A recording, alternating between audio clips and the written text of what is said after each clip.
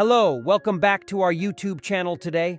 I'm thrilled to take you on a sci-fi and fantasy TV show from 2020 called Into the Night. Spoilers ahead, sit back, relax, and enjoy the video. In the opening scene, a man named Terenzio rushes into a Bruxellian airport. He is visibly panicking and is in a hurry. Most people would think he is missing a flight, but the truth cannot be further from that. He asks the help desk for any ticket to the west, but finds out the nearest one is 2 hours later. Still, he buys the ticket just for the sake of crossing the terminal.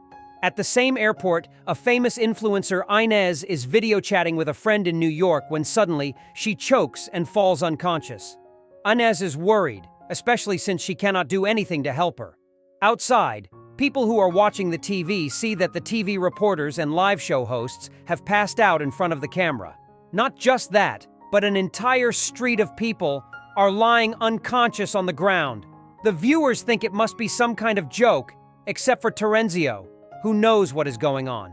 He says it is time for him to act and rushes to the terminal. When a guard is distracted, Terenzio snatches his gun and asks everyone to get out of his way. He rushes to a flight that is about to take off to Moscow in a few minutes. Only some passengers have boarded the flight when he gets inside and holds everyone at a gunpoint. The pilot is missing, and the co-pilot Mathieu doesn't want to help the terrorist. As they fight for the gun, a bullet hits Mathieu's palm and injures him. Outside, the passengers panic, and the flight attendant Gabrielle tries to keep them calm. Terenzio comes out of the cockpit asking if there is a pilot on board. A woman named Sylvie gets up, although she is only a retired helicopter pilot. Under Terenzio's order, she and Mathieu take off with all other passengers. The avionics are broken because of the bullet, and as a result, no one from the plane can contact anyone outside. When the plane is airborne, Sylvie and Mathieu try their best to reason with Terenzio, but the man remains adamant. He says that he is an officer assigned to NATO and knows something they don't. Upon being urged, he reveals the rays of the sun have become deadly. Starting the next day, the sunrise is going to kill everyone, even those who stay indoors. This has already started in eastern countries like Japan and Korea, and the plane will be the next target if the sunrise catches up with them. Mathieu and Sylvie do not believe him and theorize that he is mentally ill. Terenzio also acknowledges that he might seem like an idiot, but claims that he is not. Mathieu's hand is bleeding profoundly, which might cause a problem in the long run. One of the passengers, named Laura, is a home health nurse for an old man with dementia. She is the only medical professional on board, so she takes the responsibility to help the pilot.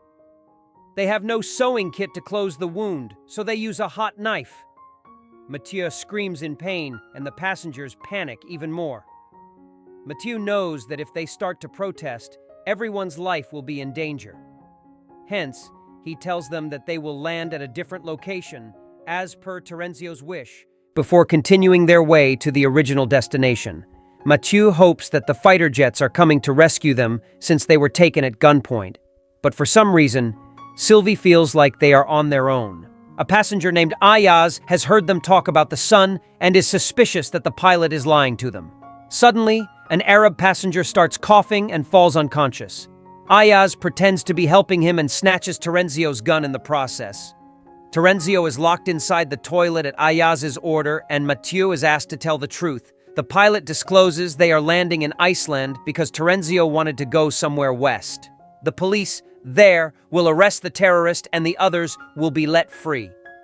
He also tells them about the sun and how Terenzio thinks it will kill people. This sends the passengers into a frenzy.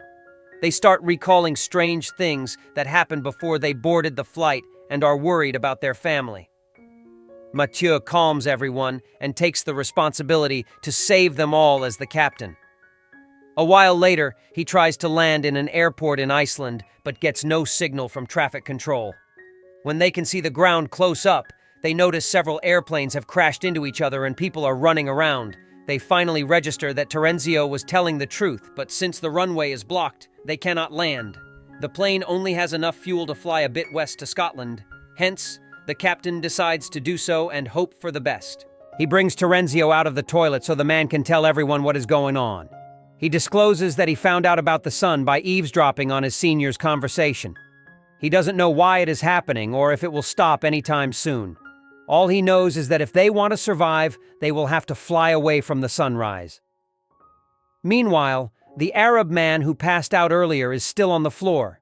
He has a hard time breathing and is about to go into cardiac arrest. With his last breaths, he says that he swallowed diamonds. The nurse Laura tries her best to save him, but her attempts go in vain. At the same time, they go through an emergency landing in Scotland, where Mathieu stops the plane seconds away from hitting a wall. They go outside and their phones start chiming with notifications from their loved ones. The internet is filled with news about deadly sunlight. Half of the world has died, and the other half is waiting for their death. The airport is empty because everyone who had a chance to run away has fled, and the others are hiding in dark places, hoping that it will protect them. However, the news suggests that people are dying even inside the bunkers. Suddenly, they are approached by 3 RAF servicemen asking for help. They only have 45 minutes before sunrise, so they decide to collect important supplies and fly west. One of the passengers is an aircraft engineer, Jakub. He wants to go back to his pregnant wife to save her, but for the overall safety of the passengers, he is asked to step back. After collecting supplies and filling the airplane's tank, they take off one more time. One of the servicemen is a pilot and suggests they fly away from the equator to avoid the sun catching up to them faster. Their next stop is Canada, where they will fuel up the airplane again and fix the radio. A while later, the internet is fixed and their phones begin to chime.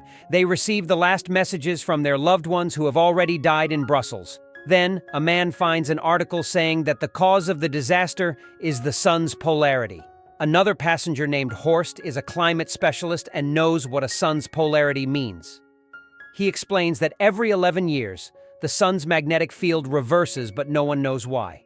It has no significant effect on the world, so not much research has been done.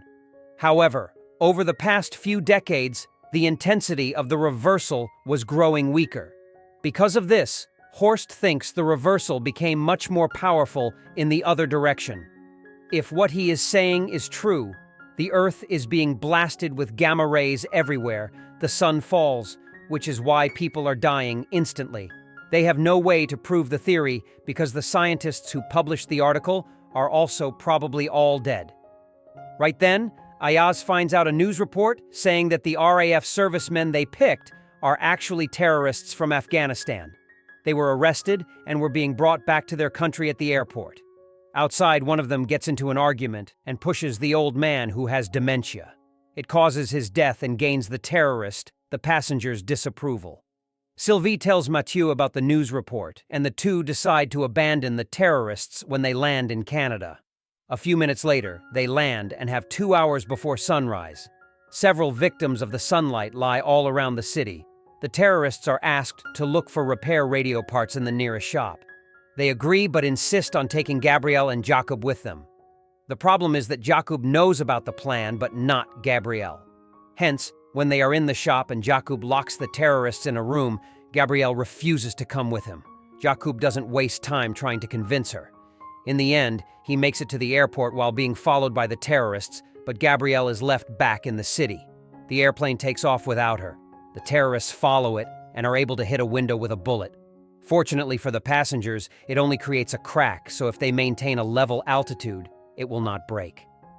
A terminally ill kid named Dominic is also on the flight. Ayaz tries to chat with him, but his overprotective mother, Zara, asks the man to go away. Suddenly, they get a radio signal from someone in Hawaii.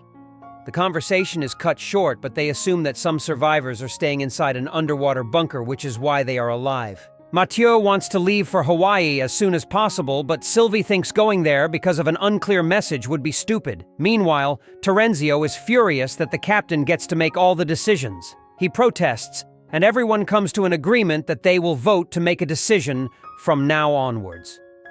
Just when things start to calm down, several alarms ring, at the same time indicating an aircraft malfunction. Upon analyzing the problems, Mathieu learns that one of the terrorists, who was following the plane earlier, has attached himself to the landing gear. If he remains there, they will not be able to land. Hence, Mathieu decides to fly as high as possible, so the temperature and lack of oxygen will take him down. However, he fails to consider the cracked window. Because of the pressure difference, it breaks, causing chaos inside the plane. Things fly into the sky as the passengers brace themselves for impact. Mathieu quickly brings the plane to a lower altitude, and Jakub uses a wooden board to close the window for some time. Everyone calms down, but Dominic has trouble breathing because his respiratory tube flew away. Ayaz thinks of a plan and uses the oxygen pipe to make a respiratory tube. Zara is thankful and ashamed that she was mean to Ayaz earlier. The captain tells everyone that Hawaii is no longer an option because they will never reach there on time at this altitude. The most feasible option would be to land in Attu, an Alaskan island. Moreover, the turbulence wasn't able to get rid of the hanging terrorist. Ayaz, Jakub, and Terenzio go to the undercarriage and make a hole on the plane's floor to get a view of him. Terenzio uses his gun to point into the dark, but the criminal pulls it and almost kills him. Luckily, Ayaz comes to his rescue and shoots the terrorist dead. He becomes their hero for a few minutes before the passengers find out that he was the reason the Arab passenger died. They buried his body back in Canada, where a guy saw Ayaz cut his stomach open. Ayaz confesses he is a con artist who was smuggling diamonds from Brussels to Moscow. The diamonds were inside the Arab man's body with his consent, but he died because he didn't follow the panicking instructions. On hearing the confession, some passengers protest that Ayaz should be abandoned like the terrorists, but overall vote falls in Ayaz's favor. As a result, he is handcuffed in the avionics bay. In the following scene, they land in Alaska and refill the tank again before taking off. When airborne, the climatologist Horst discovers something strange. The fruits they picked up in Canada taste like they have no flavor. He thinks it is because the gamma rays are so intense that they are remodeling the atomic structure of the food. The most concerning part is that it decreases the nutritional value of the food. If this goes on, they will starve to death in a few weeks. Mathieu acknowledges the danger but claims that their primary concern should be running away from the sun. He has started to lose control of himself in the past few hours. Sylvie asks him to take a rest, but he yells at her, which is unlike his normal self. The passengers decide to force him into resting and bring him outside the cockpit. Although annoyed, Mathieu promises to sleep for the next few hours. A while later, they pick another signal on the radio and hear two parties talking, but the group only hears them say Stara 17. They soon figure out that the person talking on the phone is a cosmonaut who is in space. They are shocked that someone like that is alive, but this also means he is talking to the control room, which is on the Earth. With renewed hope for survival, they decide to go to NATO headquarters in Brussels, where it all started.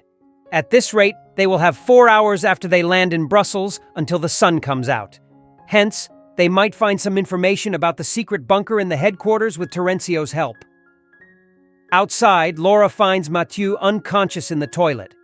It turns out that the injury on his palm has been infected and caused blood poisoning. This is why he had been acting the way he did earlier. To solve the problem, they have to amputate the infected tissues. Laura says she can do the operation in Brussels if they manage to reach a hospital. However, without Mathieu, Sylvie cannot land the plane on her own. The passengers beg her since she is the closest to a pilot they have, but she knows that she can only land a helicopter. Horst makes her understand that if she doesn't take initiative, everyone is going to die. Following that, Sylvie is made to watch a few videos on how to land a plane. However, when she has to actually do the work, she panics. An aggressive turbulence hits and everyone braces themselves for the worst. In the end, they go through a shaky landing, but other than that, both the plane and the passengers are safe. Everyone claps for Sylvie and enjoys the moment of achievement amidst the disaster. Not wasting much time, they divide into 3 groups to do different tasks. 2 men stay at the airport to refill the fuel. Zara, Laura, and her group bring Mathieu to the nearest hospital, while Terencio, Ayaz, and a man named Rick go to the NATO headquarters. At the hospital, they find numerous dead bodies blocking hallways. By the looks of it, people were informed about the deaths before sunrise and were trying to save their lives. Laura orders everyone to ignore the chaos and focus on saving Mathieu. At the same time, Zara fills her bags with medicines for her son and for the others. Meanwhile, at NATO headquarters, Terenzio shows them the conference room where he first heard about the disaster. They cannot go through all the papers with the time they have left, so Rick decides to see if the surveillance footage has something. When he is away, Terenzio makes fun of Ayaz's Turkish descent and the two get into a fight. He accidentally hits Ayaz, causing him to fall unconscious and bleed heavily. Somewhere else, Rick finds a recording of the officials talking about a bunker under a dam in Bulgaria. The place's name is Stara 17, the same thing they heard on the radio a few hours ago. Before he can go back to the guys, Terenzio comes to him and tells him that Ayaz has already left. Rick sees Ayaz's body lying in a pool of blood on the screen but is too scared to speak. Half an hour before the sunrise, everyone boards the plane. Mathieu is not in his best state, but feels better after the surgery. Terenzio tells everyone that Ayaz drove away before them, but they can no longer wait for him to return. With heavy hearts, they start the engines when suddenly, a car stops in front of the plane and Ayaz comes out. In the following scene, Terenzio is being handcuffed in the avionics bay. Sylvie tells everyone that if the Bulgaria plan doesn't work, they won't have enough fuel or time to reach another destination. When they touch down, everyone must be ready because they will only have 20 minutes to drive to the location of the bunker.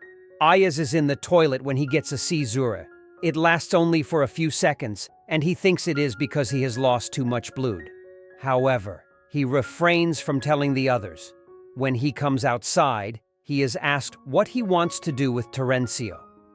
Not wanting to sentence him to murder, he allows the guy to come with them to the bunker. A while later, they land at a Bulgarian airport and separate into two groups, riding two different vehicles. Sylvie drives the first car and leads the way, while Ayaz drives the second one. On the way, he gets the seizure again, causing them to crash. The first car has already driven far away, and the group has no way to keep up in the short time. At an intersection, Sylvie takes the right turn and reaches a half-open gate. A passenger tries touching it and is sent flying because of the electricity. Moreover, it turns out that they have to continue pressing a button for the gate to stay open. To redeem himself, Terenzio offers to wait for the others, while Sylvie and the group go inside. Before leaving, Sylvie handcuffs him to the stand so he won't betray them. It also confirms that he will only be free when the other group arrives. However, Ayaz and the group take a left turn at the intersection and reach a similar gate from the other side of the dam. They use their clothes to climb up and beyond the entrance. In the end, they all reach the entrance to the bunker, even though they took different exits. The passengers are finally received by military men who welcome them inside and affirm that they are safe here. Terenzio is left alone outside, asking God for forgiveness. As the sun rises, he stands facing it and asks it to do its best. In the end, he is also killed. Did you like our movie recap? Subscribe and comment if you like our video. See you next time.